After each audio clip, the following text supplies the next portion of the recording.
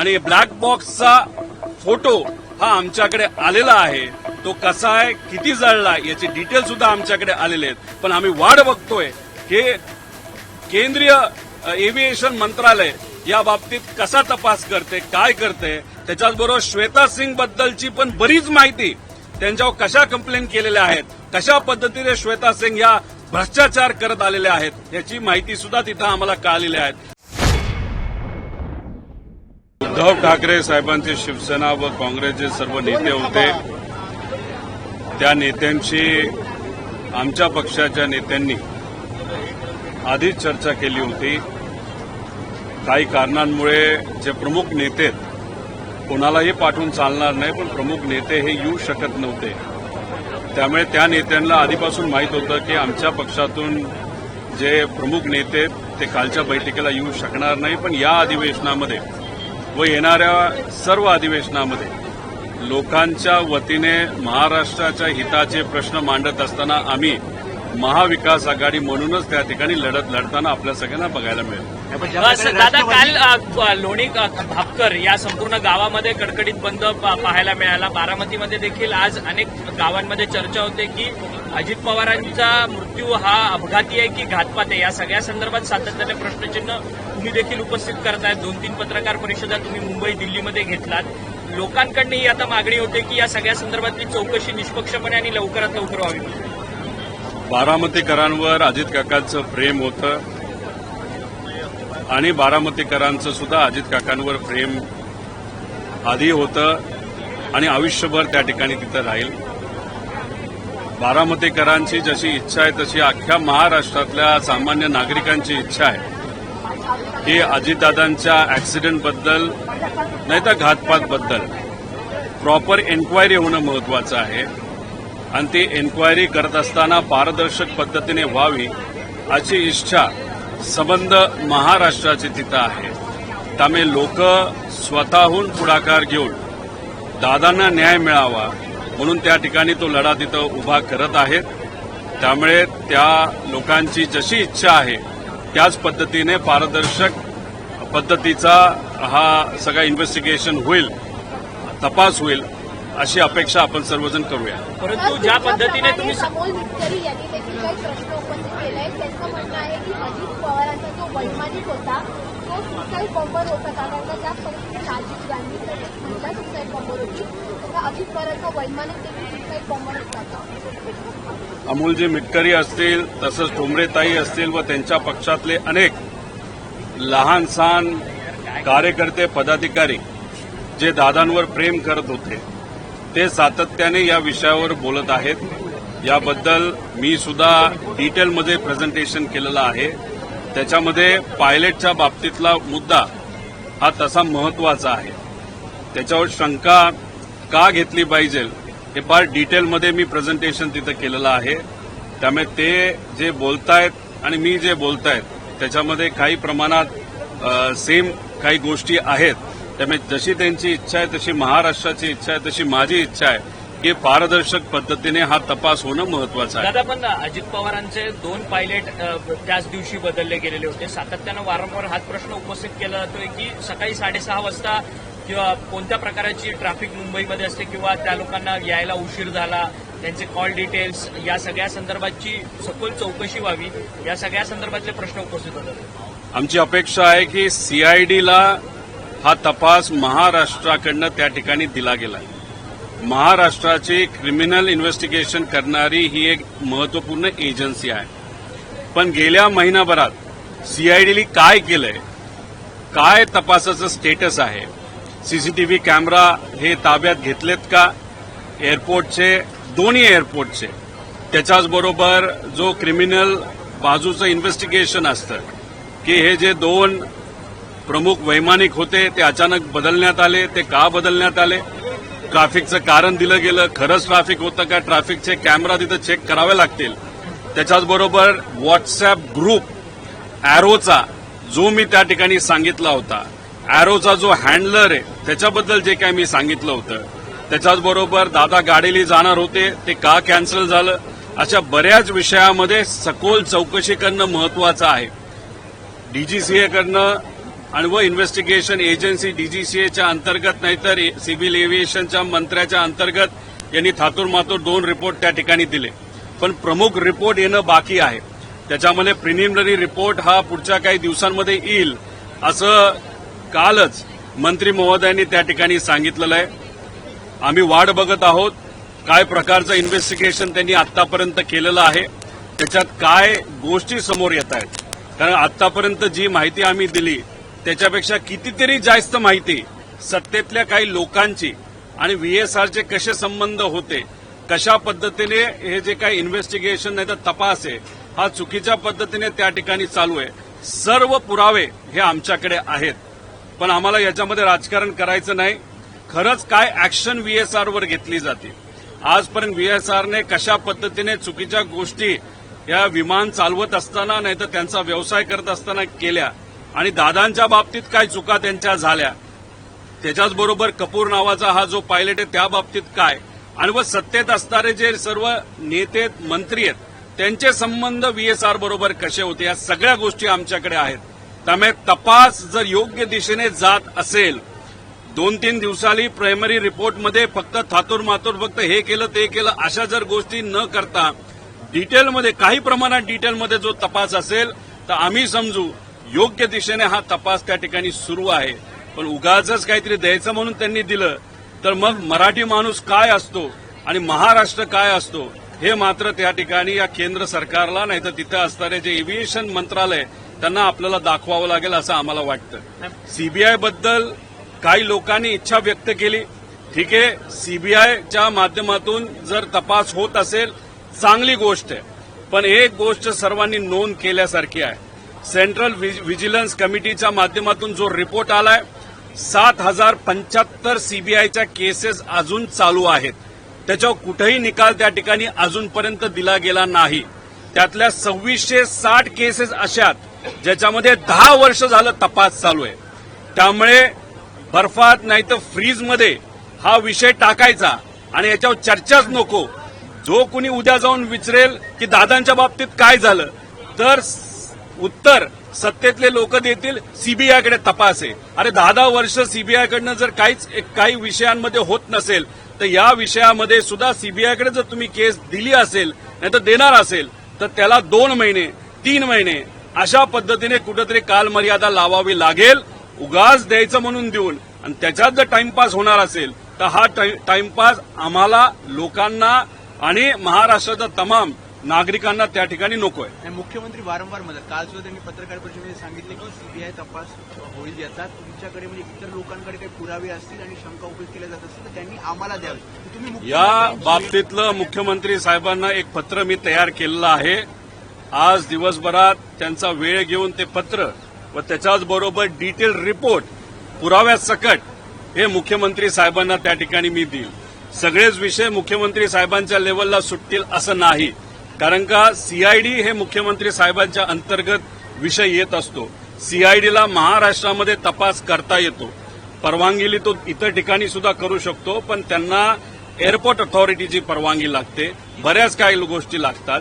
सीबीआयकडनं तपास केला जाईल असं ते सांगतात, पण सीबीआयच्या बाबतीत तपासला परवानगी देणारे जे होम मिनिस्टर साहेब अमित शहाजी आहेत त्यांना ऑलरेडी हे रिपोर्ट आम्ही पाठवलेले आहेत.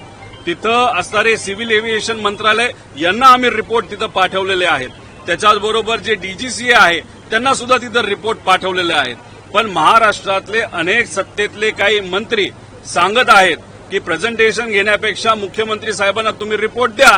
तर हे रिपोर्ट आधीही मी देणार होतो आणि आताही त्या ठिकाणी आज अधिवेशनाला आलोच आहे, पहिला दिवस आहे, तर हे रिपोर्ट सर्व हे मुख्यमंत्री साहेबांना देतील. पण मी एक गोष्ट सर्वांना सांगतोय आणि सरकारमधल्या लोकांना सांगतोय, जी माहिती आतापर्यंत दिली ती कदाचित फक्त 20 ते 30% आहे. 70% माहिती आम्ही मागे ठेवलेली आहे. त्यामुळे जर तपास योग्य पद्धतीने होत नसेल आणि त्याच्यामध्ये जर काळं झालं हे फार सरकारला महागात पडू शकतं. त्यामुळे आम्हाला इथं राजकारण करायचं नाही. आमची विनंती एवढी आहे, प्रायमरी रिपोर्ट जो 2 दिवसामध्ये येत आहे तो योग्य पद्धतीचाच त्या ठिकाणी असावा.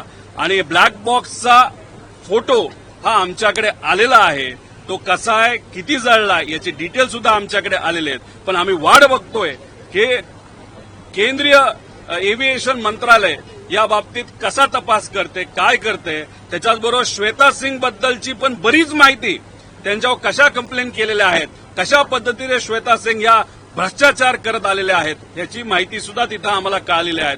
त्यामुळे या लोकांना बाजूला ठेवून इन्व्हेस्टिगेशन करणं हे जास्त महत्वाचं आहे, कारण का पारदर्शक इन्व्हेस्टिगेशनमुळेच कुठंतरी दादांना त्या ठिकाणी न्याय मिळू शकतो, असं आमच्या सगळ्यांची भूमिका आहे. आज दादा महाविकास आघाडीची जी बैठक झाली झाली पाहिजे ही तक्रार आहे तुम्ही त्या सेफ्टीकडे देऊ शकता किंवा कुठल्यातरी संबंधित मंत्रालयाकडे देऊ शकता किंवा स्वतः मुख्यमंत्र्यांकडे देऊ शकता. तुम्ही आज रिपोर्ट सादर करणार आहात किंवा तक्रार बजा या देशाच्या होम मिनिस्टर साहेबांच्या कार्यालयामध्ये ईमेलच्या माध्यमातून हे सर्व रिपोर्ट दिलेले आहेत, डीजीसीएला दिलेले आहेत. त्याच्याचबरोबर जे या देशातले एव्हिएशन मिनिस्टर आहेत आणि आमची इच्छा आहे की त्या एव्हिएशन मिनिस्टरला त्या पदावर ठेवणं हे योग्य नाही, कारण का त्यांच्याच नेत्याच्या काही आर्थिक संबंध हे तिथं त्या ठिकाणी दिसत आहेत. आणि मी अजून एक गोष्ट नोट करतो की काही प्रमाणात काही गोष्टी माझ्या कानावर आलेल्या आहेत की आम्ही त्यांच्या परिवारातल्या महिलांवर त्या ठिकाणी आरोप करतोय. कृपा करून नोंद करावी.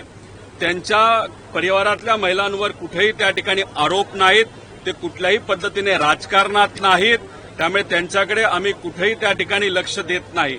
आमचं फक्त एवढंच मत आहे की एक जी कंपनी आहे ती त्यांच्या नेत्यांच्या संलग्न असल्यामुळे तिथं त्यांच्याकडनं तपास पारदर्शक पद्धतीने होईल का असं प्रश्नचिन्ह असल्यामुळे आमची ही मागणी आहे की ते एव्हिएशन मिनिस्टर आहेत रामकृष्ण नायडू साहेब, ते त्या पदावर राहू नये अशी इच्छा त्या ठिकाणी आम्ही व्यक्त केलेली आहे. आज महाविकास आघाडीची बैठक झाली, त्यामध्ये तुमच्या पक्षात समन्वय नव्हता म्हणून कोणी नेता येऊ शकला नाही की काय नेमकं? अरे हेच तुम्हाला सांगतोय की आम्ही त्यांना त्या ठिकाणी सांगितलं होतं आम्हाला येणं अवघड होतंय, कारण का तिथं आलं तर मोठेच नेते यावे लागतात. पण काल बरेच मोठे नेते वेगळ्या वेगळ्या ठिकाणी अडकलेले असल्यामुळे आणि माझ्यासारखा छोटा नेता नाहीतर कार्यकर्ता हा दिल्लीत अडकल्यामुळे त्या बैठकीला आम्हाला तिथं येता आलं नाही. पण याच्या पुढे आम्ही एकत्रित महाराष्ट्राच्या वतीने लढताना आपल्या सगळ्यांना बघायला शरद पवार पुन्हा राज्यसभेचे उमेदवार असतील का? आपल्या पक्षाची भूमिका काय आहे? कारण काँग्रेसचं म्हणतंय की राज्यसभेवर आमचा उमेदवार महाविकास या देशामध्ये सगळ्यात अनुभवी आणि कालच आपण सर्वांनी बघितलं आहे की राजकीय क्षेत्रामध्ये पवार साहेबांना 60 वर्षाचा अनुभव आणि 60 वर्ष या राजकारणामध्ये आलेले कालच त्या ठिकाणी तो दिवस तिथं होता. त्यामुळे या देशामध्ये एवढा राजकीय अनुभव असणारा अजून दुसरा कुठलाही नेता नाही. त्यामुळे पवार साहेबांच्या अनुभवाचा फायदा हा राज्याला आणि त्याच्याचबरोबर देशाला 100% त्या ठिकाणी होऊ शकतो. त्याच्याचबरोबर अजितदादांची सुद्धा इच्छा होती की पवारसाहेब हे राज्यसभेमध्ये अजून एकदा त्या ठिकाणी गेले पाहिजे.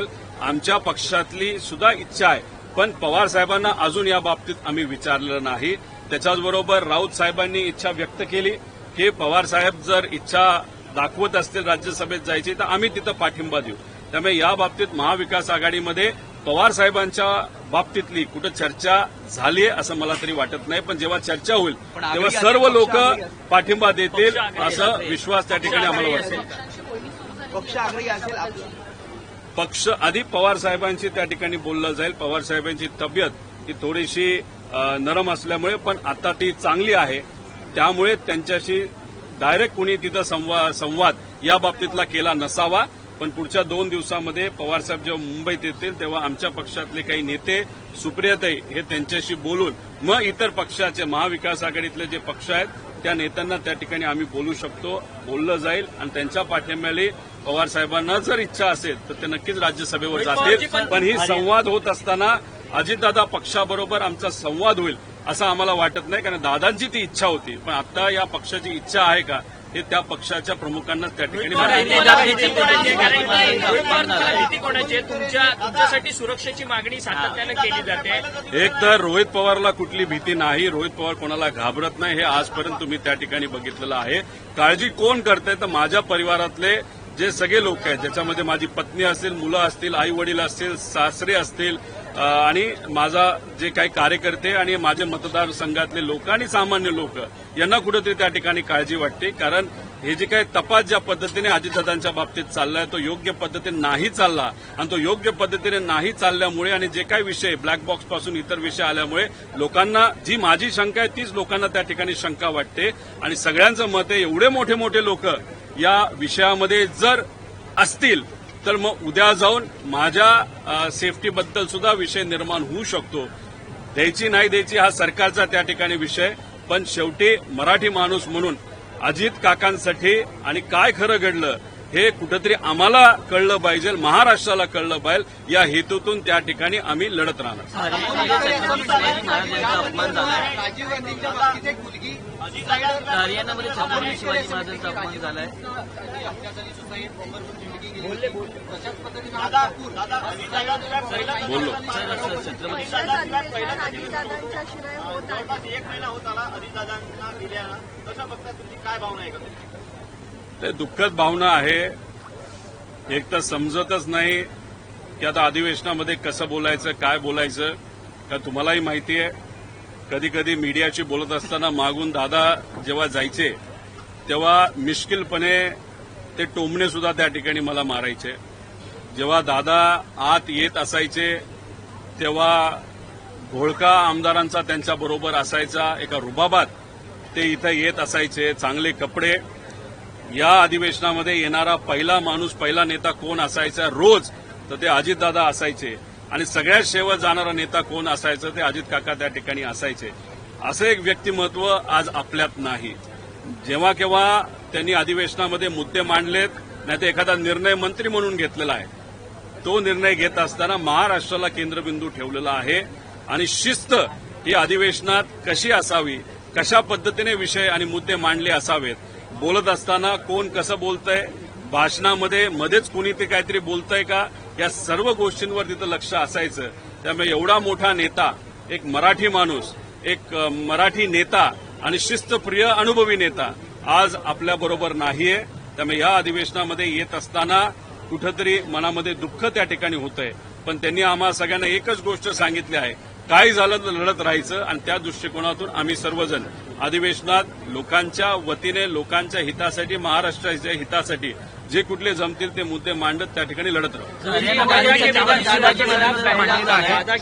पहला सेशन है, आपकी आंखें नम है, क्या मुख्यमंत्री देवेंद्र फडणवीस हा अर्थसंकल्प मांडणार आहेत. ज्या प्रकारे अजित पवारांची जी आखणी होती या अर्थसंकल्पाबाबत कसं मुख्यमंत्री पूर्ण करतील असं वाटतं? माझ्या अंदाजाने अजितदादांनी आतापर्यंत 11 वेळा अर्थसंकल्प या महाराष्ट्र राज्याच्या त्या ठिकाणी मांडलेला आहे. आज जर दादा असते, दुर्दैवी घटना घडली नसती, तर महाराष्ट्रामध्ये सगळ्यात जास्त वेळा मांडणारे फायनान्स मिनिस्टर हे कोण असते, तर अजितदादा असते. पण आज ते आपल्यात नाहीत. तुम्ही जर बघितलं तर 82 पासूनचा त्यांचा राजकीय प्रवास आहे. एका कारखान्यामध्ये डायरेक्टर पासून त्यांचा सुरू झालेला प्रवास हा राज्याचे उपमुख्यमंत्र्यापर्यंत त्या ठिकाणी पोहोचला. काही काळ त्यांना अजून मिळाला असता तर या महाराष्ट्राचं सगळ्यात मोठं पद म्हणजे मुख्यमंत्री सुद्धा ते त्या ठिकाणी बनू शकले असते. पण आज ते नाहीत. पण त्यांनी दिलेली शिस्त, त्यांनी सांगितलेल्या गोष्टी याच्यावर लक्ष देऊन त्या आत्मसात करून आमच्यासारखे कार्यकर्ते येणाऱ्या काळामध्ये महाराष्ट्राच्या हितासाठी प्रश्न मांडत आणि काम करत त्या ठिकाणी राहू. हरियाणामध्ये छत्रपती शिवाजी महाराजांचा अपमान झालेला आहे. आपण पाहिलं रिसॉर्टमध्ये जे वॉशरूमच्या साईडवर होती छत्रपती शिवाजी महाराजांचा फोटो लावलेला आहे. जे रिसॉर्ट हे इकडे सत्ताधारी माणसासाठी तिकडचे लगेचच्या लगेच तिथं कारवाई करणं महत्वाचं आहे. महापुरुष आणि महामानव यांचा आदर ठेवणं फार महत्वाचं आहे. असं जर एखाद्या रिसॉर्टमध्ये झालं असेल तर ताबडतोब ते रिसॉर्ट बंद झालं पाहिजे. कोण किती कोणाच्या जवळचा आहे का विरोधातला आहे हे न बघता लगेच कारवाई करून ते रिसॉर्ट पुढचा अनेक काळ बंद कसं राहील या बाबतीतला निर्णय घेणं तितकंच महत्वाचं आहे. माझी अपेक्षा आहे की हरियाणामध्ये ज्या लोकांची सत्ता आहे, आज महाराष्ट्रामध्ये सुद्धा त्या लोकांची सत्ता आहे. लगेचच्या लगेच फोन करून लगेच कारवाई झाली तर खऱ्या अर्थाने आपल्याला या सरकारला अभिनंदन करता येईल. पण ज्या व्यक्तींनी असं एखादी गोष्ट केलेली आहे तर त्याची कारवाई जेलमध्ये पाठवूनच त्याची कारवाई व्हावी असं आमच्या सगळ्यांची इच्छा आहे. रोहित जी, दादा के बिना पहला बजट सत्र है, अशा प्रकारे पुतळे असतील तुमचे नव्हे याकडे कशा प्रकारे बघतात? त्या बाबतीत नोंद घ्यावी. महाराष्ट्रामध्ये जिथं कुठं महामानवांचे पुतळे ठीक आहे, पण पुतळे बसवत असताना लोकांची भावना सुद्धा तितकीच महत्वाची आहे. त्यामुळे लोकांना विश्वासात घेऊन नियम काय आहेत ते थोडंसं बघून तिथं जागा आहे का, उद्या जाऊन विटंबना होणार नाही, कंपाऊंड आहे का, बऱ्याच काय गोष्टी बघून या बाबतीत काय करायचं सर्वच महामानवांच्या बाबतीत सरकारने त्या बाबतीत निर्णय घेणं तितकंच महत्वाचं आहे. दादा एक मिनिट जर समजा अशा महाराष्ट्रामध्ये अशा सत्तेमध्ये चढाओढीमध्ये जर महाराष्ट्राच्या एका दिग्गज नेत्याला जर अपघात असू दे किंवा काही घटना आपण संशयात्मक आपण त्या दृष्टीकोनात बघतोय, तर असं जर घडत असेल या महाराष्ट्रामध्ये पुरोगामी महाराष्ट्रामध्ये तर तुम्ही कसं बघता? घडत असेल तर का घडत नसेल हे माहीत नाही, पण एक गोष्ट तुम्हाला सांगतो, महाराष्ट्राचा मराठी माणूस अजितदादांच्या बाबतीत काय झालंय हे खऱ्या गोष्टी पुढे आल्याशिवाय शांत बसणार नाही. त्यामुळे आम्ही कुठेही काही अन्याय होणार नाही या निकालामध्ये, नाही तर त्या इन्व्हेस्टिगेशनमध्ये तो योग्य आणि पारदर्शक पद्धतीने व्हावं यासाठी महाराष्ट्रातला एका कानाकोपऱ्यातला साधातला साधा माणूसपासून आमदारापर्यंत काही ठराविक नेते यासाठी त्या ठिकाणी लढत आहेत. पण माझं एवढंच म्हणणं आहे की ज्या ज्या लोकांना अनुभव आहे, ओळखी आहेत, त्या लोकांनी सुद्धा पुढाकार घेण्याची जरूरत आहे. आम्ही आमच्या लेवलला विरोधात असताना तिथं लढतोय, पण काही लोक असे सत्तेत आहेत, त्यांना एव्हिएशन मंत्रालय काय असतं, कसं असतं, त्यांच्या ओळखी आहेत, बऱ्याच काही गोष्टी जरा खोलात जाऊन चर्चा करून माहिती काढून काय खरं घडलंय हे माहिती घेण्यासाठी जर त्यांनी तिथं प्रयत्न केले तर मला असं वाटतं की इन्व्हेस्टिगेशनला थोडीशी नाही तर तपास यंत्रणेला सुद्धा त्या बाबतीतली मदत होऊ शकते. पण तो त्यांचा विषय, आमच्या लेवलवर आणि महाराष्ट्राच्या लेवलवर आम्ही तिथं लढत आहोत. रोहित जी, दादा के बिना पहला बजट सत्र है, आखिर आपकी नजर क्या उनके कामकाज को किस तरीके से याद करते हैं? देखो, दादा के बारे में अगर बात करनी हो तो बहुत स्ट्रिक्ट नेता थे, डिसिप्लिन नेता थे. महाराष्ट्र के बजट का उन्होंने 11 बार उन्होंने वहां पे वो प्रस्तुत किया था. आज अगर वो हमारे बीच होते तो 12 बार, और महाराष्ट्र में सबसे ज्यादा किस व्यक्ति ने ये बजट प्रस्तुत किया था वो वहां पे होते, आज वो नहीं है. अभी महाराष्ट्र के हित में जो विषय है वो वहां पे हम प्रस्तुत करेंगे, वहां पे बोलने की कोशिश वहां पे करेंगे, क्योंकि दादा ने हमको कहा था कुछ भी हो जाए लेकिन महाराष्ट्र के प्रति, लोगों के प्रति, मराठी व्यक्ति के प्रति आपको लड़ना ही होगा. उस एंगल से हम लड़ते जाएंगे. लेकिन ये लड़ते लड़ते जो विषय हमने हाथ में लिया है दादा के एक्सीडेंट के बारे में, उस बारे में भी हम जहां जहां मिलेगी वहां पे हम चर्चा करेंगे. वहां पे ट्रांसपेरेंट लेवल की इन्वेस्टिगेशन वहां पे हो रही कि नहीं हो रही उसके बारे में भी हम ध्यान देंगे. आप लगातार केंद्रीय उड्डयन मंत्री के इस्तीफे की मांग कर रहे हैं और इंडिपेंडेंट जांच की बात कर रहे हैं. क्या कुछ ऐसा है कि आप इस्तीफे की मांग कर रहे हैं? देखो, हमारे आप विधानसभा में ये मुद्दा उठाने वाले हैं, उठाएंगे क्या? नहीं, अभी केंद्र सरकार के जो मंत्री हैं, क्योंकि ये जो पूरा इन्वेस्टिगेशन है वो केंद्र सरकार के हाथ में है. अभी यहाँ पे सीबीआई को ये केस दिया, ऐसे वो बोल रहे दिया नहीं दिया, वो देखने की जरूरत है. सीआईडी ने जो तपास किया है या इन्वेस्टिगेशन किया है उसका प्रोग्रेस क्या है ये सरकार को वहां पे बताना पड़ेगा. लेकिन कल ही जो स्टेट मिनिस्टर है केंद्र के, मुरली मनोहर, उन्होंने वहां पे कहा है कि 2 दिन में वो रिपोर्ट आएगा. 2-3 दिन रिपोर्ट के लिए हम वेट करेंगे. रिपोर्ट कितना डिटेल में है या सिर्फ देने के लिए रिपोर्ट वहां पे दिया है, क्योंकि आज तक सिर्फ देने के लिए रिपोर्ट उन्होंने दिया है, तो उस बारे में थोड़ा सा हम देखेंगे रिपोर्ट को. उसके बाद फिर अधिवेशन में वो विषय लेना न लेना वहां पे हमारे नेता के साथ हम वहां पे वो विषय लेंगे. लेकिन सीबीआई के बारे में आप सबको एक चीज मालूम होनी चाहिए. सीबीसी रिपोर्ट, जो सेंट्रल विजिलेंस कमेटी है, उनका जो रिपोर्ट है उस रिपोर्ट के हिसाब से सीबीआई के पास 7,065 केसेस अभी तक प्रलंबित है. उसमें से 2,660 केसेस ऐसे हैं जो 10 साल से प्रलंबित है. तो हम चाहते हैं कि सीबीआई को अगर केस आप दे रहे हो 2-3 महीने का टारगेट वहां पे रखना चाहिए. नहीं तो आप सीबीआई को दे दी केस और 4 साल तक, 5 साल तक आप हमको यही कहेंगे कि सीबीआई के पास दिए, सीबीआई के पास दिए, वो हमको नहीं चलेगा. और हर वक्त आफ्टर एवरी इंटरवल वहां पे हमको प्रोग्रेस रिपोर्ट वहां पे चाहिए होगा. उसके लिए क्या मैकेनिज्म आप वहां पे डिवाइस करोगे या ऑर्गेनाइज करोगे उसकी भी बात हमको बतानी पड़ेगी. आपके पास तमाम डॉक्यूमेंट्री एविडेंसेस हैं, क्या आज आप मुख्यमंत्री से मिलकर इन्हें सौंपेंगे? क्या कुछ है कि आपके? देखो, ये डॉक्यूमेंट्री एविडेंस आज तक हमने जो प्रेजेंट किए थे वो हमने होम मिनिस्टर देश के अमित जी शाह, उनको ईमेल के माध्यम से उनको दिया है. उसी के साथ एविएशन मंत्रालय को भी दिया है, डीजीसीए को भी वहां पे हमने इन्फॉर्मेशन दी है. उसी के साथ आज यहाँ पे मुख्यमंत्री साहब को जब मैं मिलूंगा तब उनको ये रिपोर्ट वहां पे दूंगा. लेकिन ये रिपोर्ट देते वक्त एक चीज और है, हमारे लेवल की जो भी इंफॉर्मेशन निकालने की कोशिश है वो अभी चालू है। हमारे पास बहुत सारा इंफॉर्मेशन अभी आ रहा है और आ भी गया, इसीलिए कल परसों जो रिपोर्ट आने वाला है उस रिपोर्ट में कोई भी हद तक वहां पे मैनिपुलेशन नहीं चाहिए, वहां पे ट्रांसपेरेंसी हम सबको चाहिए और डिटेल एक प्रिलिमिनरी रिपोर्ट अगर आएगा और उस रिपोर्ट को देखने के बाद हाँ वीएसआर पे एक्शन लिया गया है, श्वेता सिंह जो भी है उस पे ऊपर एक्शन लिया गया, क्योंकि श्वेता सिंह के बारे में भी बहुत सारे रिपोर्ट्स, उनके बारे में कंप्लेंट्स और कुछ कोर्ट केसेस हमारे पास आई है, तो इसलिए प्रिलिमिनरी रिपोर्ट में बहुत डिटेल रिपोर्ट होने की जरूरत है। अगर वो रिपोर्ट सिर्फ देने के लिए दिया होगा तो उसके बाद फिर हम और एक प्रेस कॉन्फ्रेंस के माध्यम से लोगों के सामने जो बड़े लोग इस वीएसआर के साथ जुड़े हैं उनके बारे में पर्दाफाश वहां पे करेंगे। अगर वो नहीं वो चाहते तो जल्दी से जल्दी पारदर्शक लेवल पे, ट्रांसपेरेंट लेवल पे ये प्रिलिमिनरी रिपोर्ट हमको चाहिए और वीएसआर पे इमीडिएटली एक्शन लेने की जरूरत है। सर, दो सवाल है। सर, दो सवाल है। कल महाविकास आघाड़ी की बैठक हुई, इसमें आपकी पार्टी का नेता कोई नहीं आया। दूसरी चीज, शरद पवार के राज्यसभा जाने को लेकर कई तरह की चर्चाएं जो चल रही है, इस दोनों मुद्दे पर आपकी पार्टी का देखो, कल जो मीटिंग था उस मीटिंग के पहले हमारे जो नेता थे उन नेताओं ने उद्धव ठाकरे साहब की जो शिवसेना है उसी के साथ, कांग्रेस के साथ बातचीत की थी और एक नेता जो उपस्थित होने वाले थे वो बहुत लेट यहां पे पहुंचे, इसलिए वहां पे कोई भी कोऑर्डिनेशन का इश्यू नहीं है। ये जो बजट का अधिवेशन है उसमें हम साथ में मिलके महाराष्ट्र के हित में वहां पे लड़ेंगे, इसलिए सिर्फ एक मीटिंग के लिए कोई नहीं आया, इसलिए कुछ और लेवल तक ये चर्चा लेके जाना कुछ उसमें नहीं है। आगे हम साथ में लड़ते हुए आप सबको देखेंगे। दूसरी बात, इस देश में सबसे अनुभवी नेता अगर कौन रहेगा राजनीति में तो वो है पवार साहब। अलग अलग डिपार्टमेंट उन्होंने वहां पे हैंडल की है। राज्यसभा की उनकी जो टर्म है अभी वो खत्म होने आ रही है, उन्होंने अभी तक इच्छा व्यक्त नहीं की, लेकिन अजीत दादा के साथ जब हम चर्चा कर रहे थे, अब अजीत दादा की इच्छा थी कि साहब जैसा एक अनुभवी नेता वापस राज्यसभा में जाना चाहिए।